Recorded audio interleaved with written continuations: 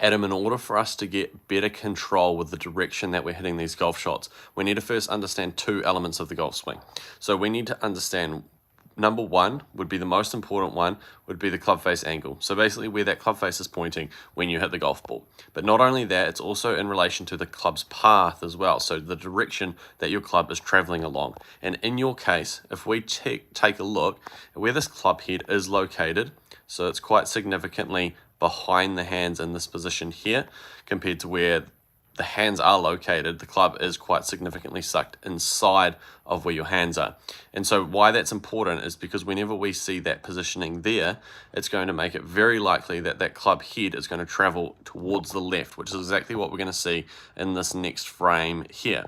So basically what's happening is when we get this high and left exit for a left-handed golfer, so just meaning that where that club head is first exiting through is kind of through that head height instead of more back and behind through the shoulder, then it's going to make it very likely that where our club is swinging along is going to be too far towards the left or too far inside with the club path. Now, if you're having any questions about your golf swing and want to analyze just like this one here, comment or DM me the word analysis on Instagram and I'll send you through the details for your chance to be analyzed. And so what I need this golfer to try to do is at the top of his backswing, I know it's not great with the framing here, but we can see it just slightly. We can see where the grooves are pointing up towards the sky, which is essentially just meaning that the club face is quite significantly closed. Now, what I would rather see is, I'd much rather see this club face angle point a little bit more out in this direction here just to open up the club face. Now, it's not from his wrist, because if you look at the wrist positioning, you can see that he's actually got a cupped wrist. So that's a big sign to us that that grip at the setup is way too strong.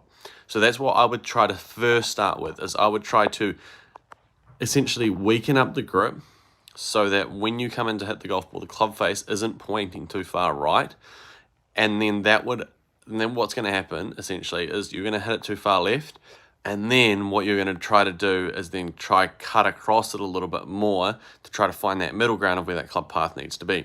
Because I would imagine at the moment that club path is just too far from the inside and you're either getting big blocks out towards the left or big overhooks if you square up the face. So just try to work on the club face to begin with, and then once you can get the club face better, the club path should follow from that. But it's not going to be an easy thing to change, but it's going to be worth it for your game.